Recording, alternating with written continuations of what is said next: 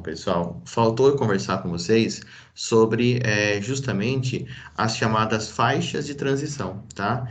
Isso faltou eu conversar com vocês na última aula, uma vez que nós encerramos aí a nossa aula falando sobre os mares e morros, né? Que são um dos domínios morfoclimáticos mais importantes, né? Porque envolve aí a Mata Atlântica, envolve aí toda a questão, né, de um ecossistema muito afetado, né, pela interferência humana, principalmente por causa da questão da urbanização e da industrialização, mas independentemente dos impactos ambientais, os domínios morfoclimáticos, eles são uma divisão natural do Brasil, né, pessoal? Então, clima, relevo, solo, vegetação, hidrografia, tudo isso entra na classificação dos domínios. E o que são as faixas de transição, né? O que são essas faixas de transição? Bom, as faixas de transição, pessoal, como o próprio nome sugere, né? Elas são aquelas áreas que se encontram entre um domínio e outro, tá?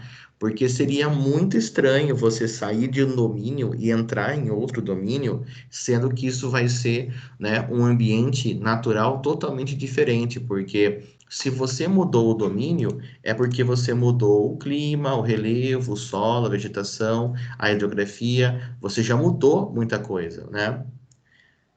Ah, Diogo, será que eu não passei para vocês mares e morros ainda? Ah, não, verdade. Foi quinta-feira passada e na quinta-feira o Fabinho colocou para vocês verem uma explicação minha, porque eu tive médico na quinta-feira passada. Exato, foi isso mesmo. Então bem lembrado, aí. Tinha esquecido. Então vamos conferir, pessoal. Vejam para mim nas suas anotações se vocês têm aí, ó. É para ter domínio amazônico, cerrado, caatinga, araucárias, pradarias e mares de morros. Faltou mares de morros ou faltou mais algum, além de mares e morros?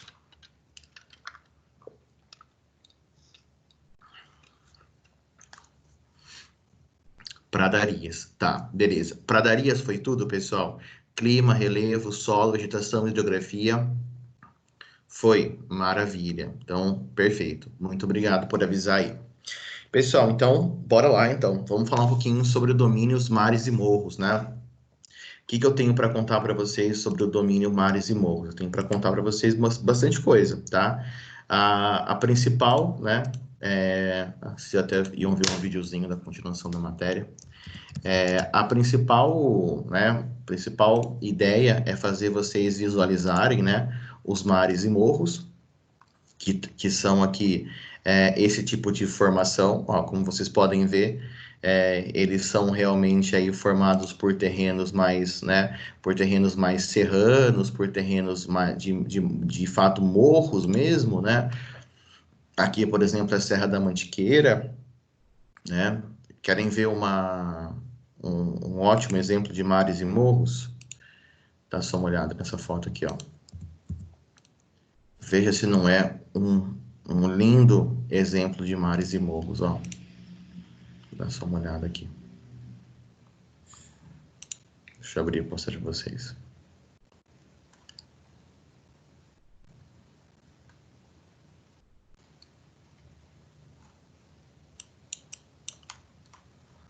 Dá só uma olhada, ó. Veja que belo exemplo de mares e morros, ó. Ah, dá só uma olhada, que belo exemplo de mares e morros aí para você, hein? Aí na foto temos uma imagem maravilhosa e os mares e morros juntos com ela. Aí, pessoal, é a Serra da Mantiqueira, tá? Que vocês estão vendo, além da minha presença, óbvio, né? Na foto. Ela fica ali. Aí sim, hein? Você viu? Ah, não tá fácil, viu, gente? Não tá fácil, não.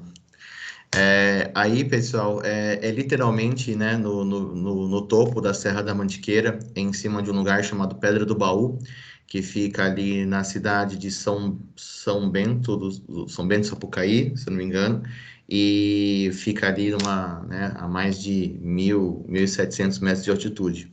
Eu estou olhando para os mares e morros, entendeu? O domínio morfoclimático que está na minha frente são os domínios mares e morros, que é justamente todas essas serras, né? E esses morros que vocês estão vendo. Então, temos aí esse domínio, né? Que é o domínio dos mares e morros por aí, tá? É, gente, tá vendo? Vocês estão achando que é? No dia do seu nível, Juan, eu tava lá? 11 de agosto foi o dia do seu nível? Seu nível é 11 de agosto? Aí sim, hein? Oh, maravilha. Recomendo que você conheça lá para você passar um aniversário seu lá, viu? Recomendo, cara. Muito, muito legal, meu. Muito bom mesmo. Bom, agora, voltando para a parte séria, né? Os domínios mares e morros, então, pessoal, eles são domínios formados principalmente, né, por o mar, obviamente por causa do oceano, né, porque ele fica aí no litoral, e os morros é por causa da formação dos relevos, né? Então, o nome é meio que autoexplicativo, né? Mares e morros. Bom, vamos passar sobre as principais características, né? Como que é o clima, pessoal? O clima do domínio mares e morros, ele é um clima parecido com o clima tropical, só que ele tem uma diferença que é acentuada. A diferença é a questão da temperatura. Como esse domínio está acima, né, está em grande altitude para território brasileiro, ele está aí acima dos 1.000 metros, né, ele apresenta aí um relevo mais montanhoso, cheio de morros e serras. Então, por causa disso, tá? Por causa disso, nós dizemos que o clima desse domínio é o tropical de altitude, tá? Tropical de altitude. É tipo, por exemplo, o clima de Campos do Jordão, para quem conhece, sabe? Campos do Jordão, Monte Verde, Poços de Caldas, é o clima dessa região mais serrana, tá? Que no caso a gente tem aí, né, em alguns exemplos turísticos aqui no estado de São Paulo e Minas Gerais. Então, o que diferencia o tropical do tropical de altitude, pessoal? O inverno, né, ele é seco do mesmo jeito, o verão é chuvoso do mesmo jeito. Mas o que vai diferenciar o tropical de altitude do tropical típico, né, o tropical continental, é a questão da temperatura. Tanto no verão, né, quanto no inverno, as temperaturas elas não ficam tão altas quanto no tropical. Então, enquanto o tropical típico, a média de temperatura é em torno de 24, 25 graus, no tropical de altitude, pessoal, isso no verão, tá? A média da temperatura é em torno de 20 a 22 graus. E no inverno, enquanto no tropical típico a temperatura é em torno de 18, 17 graus, mais ou menos, no tropical de altitude as temperaturas no inverno giram em torno de 12 graus. Então, o tropical de altitude também possui um verão chuvoso e um inverno seco. A diferença é que as temperaturas máximas e mínimas acabam sendo aí diferentes do tropical típico, tá? A temperatura máxima não é tão quente e a mínima acaba sendo mais fria, tá? Então, é o tropical de altitude, o clima do relevo mares e morros, tá? Tropical de altitude, beleza? O relevo, pessoal, fácil, né? O relevo aí é formado basicamente por serras e morros, né? Também encontramos muitos planaltos nessa região, né? Relevos de altitude, mas assim, como posso falar, de altitude mais variável, né? Então, relevos aí que variam bastante a sua altitude. A gente encontra aí nesse domínio morfoclimático, tá? E eu vou falar para vocês o nome, pessoal, que é um nomezinho técnico. Vocês podem achar que é zoeira, mas não é, tá? Vou mostrar para vocês que está até no livro aqui, ó.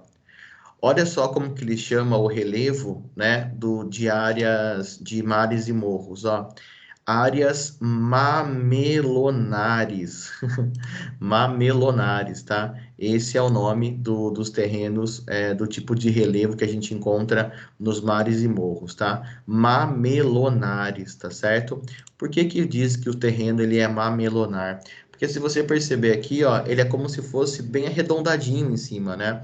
Como esse terreno já vem sofrendo com processos erosivos há milhões de anos, então grande parte dele ó, já ficou arredondado em cima, né? Então ele ficou num formato aí de um melão, né? Então a gente chama isso de relevo mamelonar, tá? Parece zoeira, mas não é não, tá? É o nome do relevo mesmo, é relevo mamelonar, tá? Então, só para deixar aí destacado para vocês que esses relevos de serras, né, esses relevos mais montanhosos também são conhecidos como relevos mamelonares, tá bom?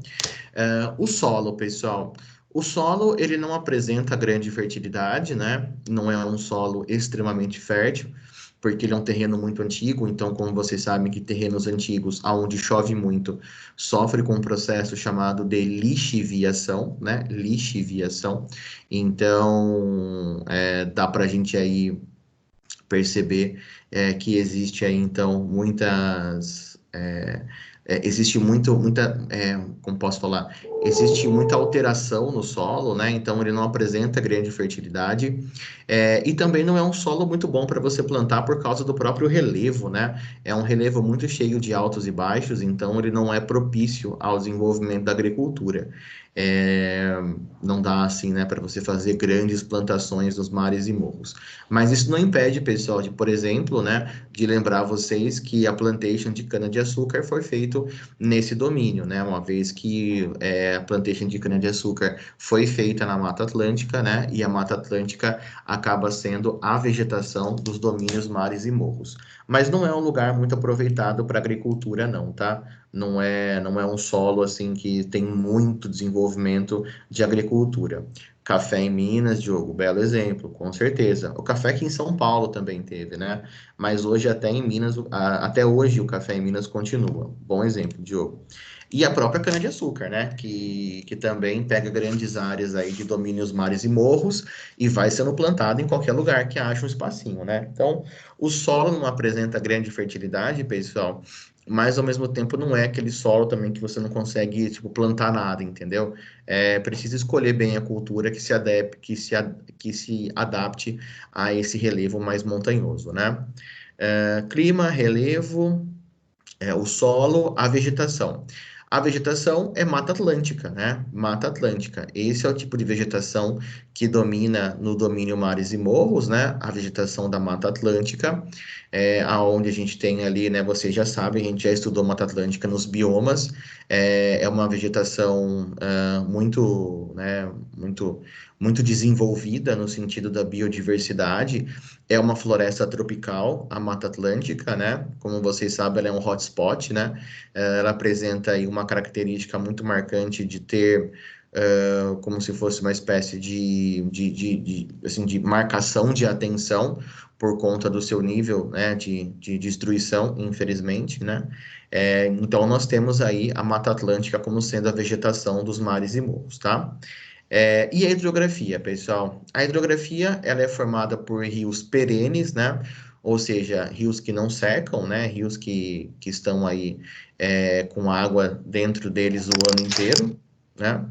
E além disso, nós temos também na hidrografia rios de pequenos e médios portes, tá? Pequeno e médio porte. Nós não temos grandes rios assim no domínio mares e morros, né? Alguns rios desaguam nesse domínio, como o caso do São Francisco, por exemplo.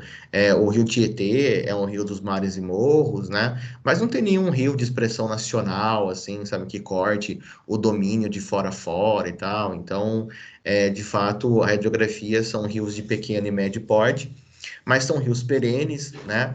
E por conta do relevo, eu acredito que vocês possam compreender que são rios de planalto, né, pessoal? Uma vez que o terreno é bem montanhoso, então são rios que a água corre rápido, são rios bons para gerar energia hidroelétrica, né? Mas como eles não são rios que apresentam muita água, né? Não são rios muito volumosos, nem somente ser de planalto adianta para o rio gerar energia, né?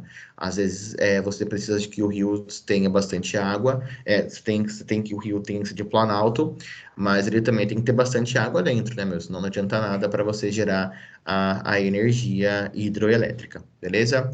Clima, relevo, solo, vegetação e hidrografia. Falamos então sobre as 5 características do domínio mares e morros e caracterizamos eles de acordo com os domínios morfoclimáticos, tá? Beleza, Giovanni, tranquilo. Já vi sua mensagem aqui.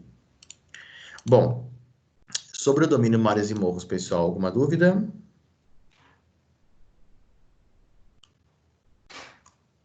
Tudo bem? Tudo tranquilo?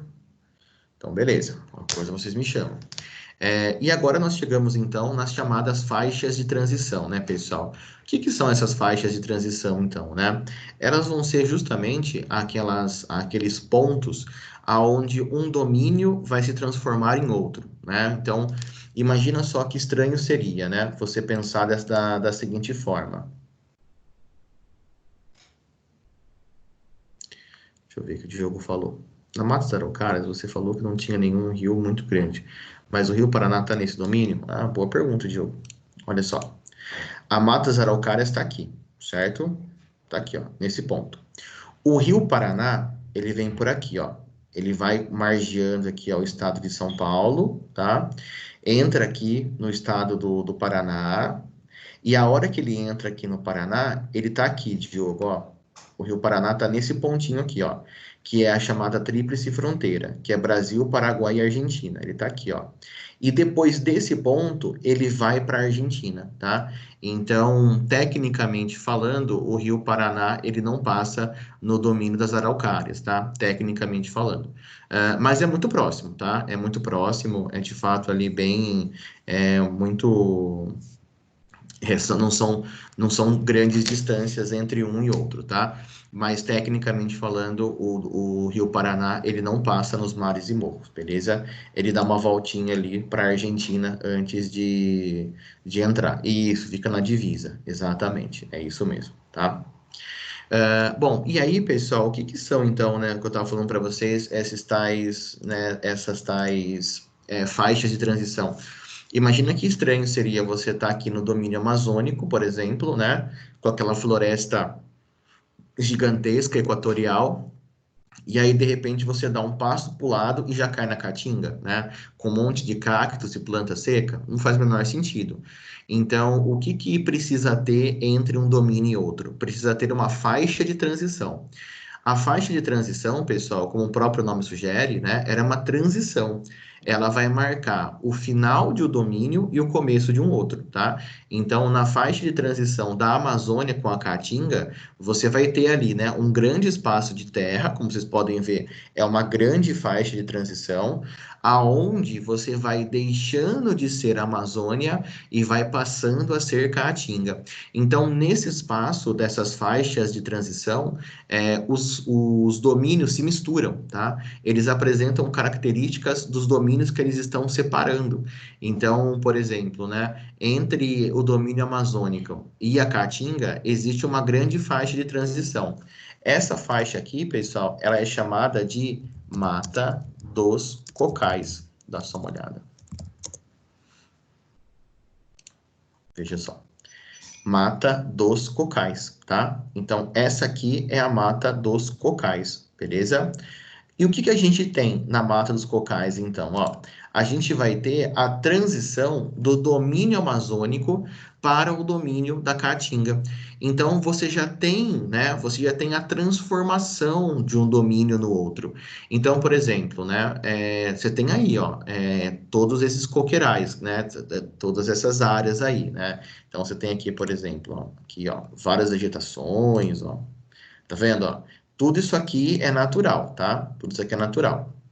Então, nesse sentido, o que que você tem? Você tem a mata dos cocais, tá?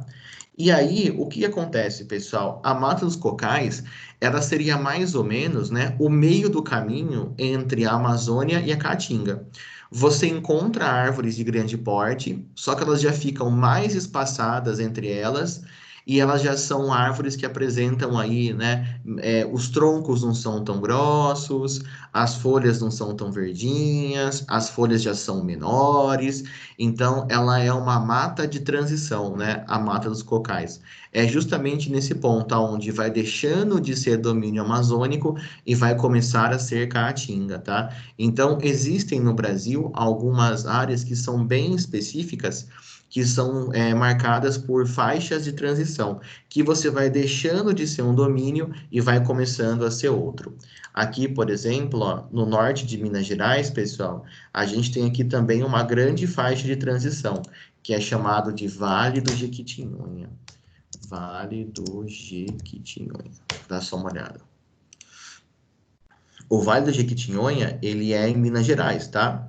Só que como vocês podem ver, é um local bem seco, né? É um local que apresenta aí características de caatinga, né? Ó, dá para ver bem, ó, bem características de caatinga. Mas na verdade, o que que é o Vale do Jequitinhonha, né, pessoal? Ele é uma grande faixa de transição. Ele é uma grande faixa de transição aqui, ó, nesse ponto, ó, entre os mares de Morro, o Cerrado e a Caatinga, né? Então aqui está o Vale do Jequitinhonha, no norte de Minas Gerais. Então você tem ali a mistura, é um pouco cerrado, você pode ver que tem umas áreas mais altas, ó, é um pouco mares e morros, né? Mas ao mesmo tempo já aparece uma vegetação mais no estilo caatinga também, né? Então dá para a gente ver aqui, ó, árvores do cerrado, dá para a gente ver que um relevo ainda, né? É um relevo que lembra, né? Os mares e morros. Nós temos também a vegetação que lembra bastante a caatinga, né? Então, assim, é uma mistura, tá? Por isso que a gente chama de faixa de transição, beleza? Que é quando um domínio vai deixando de ser outro, tá? E talvez a faixa de transição mais famosa do Brasil é justamente o Pantanal, tá? O Pantanal é uma gigantesca faixa de transição. O Pantanal, ele é considerado um bioma, né, pessoal? Como vocês já sabem, mas para a parte dos domínios, ele é uma imensa faixa de transição. E o Pantanal, ele tá aqui, ó, nesse miolinho aqui, ó, tá vendo, ó? Nesse miolo aqui, ó. Aqui tá o Pantanal, tá? Então, qual seria a transição do Pantanal, né? Ele seria uma junção de cerrado e floresta amazônica, tá? É isso que seria o Pantanal, ó. Então, em alguns momentos ele lembra a floresta amazônica mesmo, né? Bem verdejante, com várias árvores. Em alguns pontos ele lembra o Cerrado, né? Então, o Pantanal não é nem Cerrado e nem Floresta Amazônica, tá? Ele vai ser aí uma imensa faixa de transição que nós temos, então, entre esses dois domínios, tá? O domínio amazônico e o domínio do Cerrado. No meio do caminho tem as faixas de transição. Uma delas é o Pantanal, tá? Aqui dá para ver, ó, é bem cerrado aqui, ó, tá? Bem com cara de cerrado. Aí quando você olha aqui, tá bem com cara de Amazônia, né? Então é um pouquinho dos dois, tá?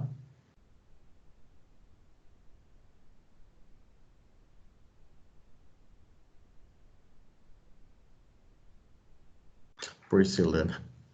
Porcelana era do artesanato, Vinícius. Beleza? Então aqui nós temos também essa faixa de transição bem importante. Então, pessoal, destaquei para vocês aí três faixas de transição importantes no Brasil, tá? A Mata dos Cocais, que fica aqui em cima, ó, que é na divisão do domínio amazônico com o domínio da Caatinga. Aqui no Centro-Oeste nós temos a faixa de transição do Pantanal, que é meio amazônico, meio cerrado. E aqui nós temos o Vale do Jequitinhonha, aqui no norte de Minas Gerais, que mistura, né, um pouco de cerrado, um pouco de caatinga, com um pouco de mares e morros. É uma junção, é um mix, né, de todos esses três domínios que estão ali, tá? E só para constar, aqui existe uma faixa de transição entre araucárias e mares e morros, pessoal, mas como a escala do mapa não é muito grande, né? Então não dá para ver. Mas tem uma faixinha aqui, tá? Todo domínio morfoclimático tem uma faixa de transição entre dois ou mais domínios, existe uma faixa de transição, beleza? E aí, pessoal, sobre domínios morfoclimáticos, alguma dúvida? Querem perguntar alguma coisa? Tudo certo? Tudo tranquilo? Tudo bem? Sobre domínios? Tudo beleza? Então tá. Domínios, pessoal, é uma matéria muito, muito importante, tá? É muito importante mesmo. Ela é nível 5 para o seu vestibular, porque como vocês podem ver, os domínios eles fazem quase que um resumo das características físicas do Brasil, né? Clima, relevo, solo, vegetação, hidrografia. Eu falei com você sobre todas essas características de cada um dos domínios, né? Então, é uma matéria muito importante, porque você revisa o Brasil de forma geral, do ponto de vista natural, né? Então, sabendo bem os domínios morfoclimáticos, você meio que sabe a divisão natural do Brasil, né? E isso com certeza te ajuda muito na hora de você fazer um vestibular, tá? Então, fica a minha dica aí para vocês darem uma boa estudada em domínios morfoclimáticos, beleza?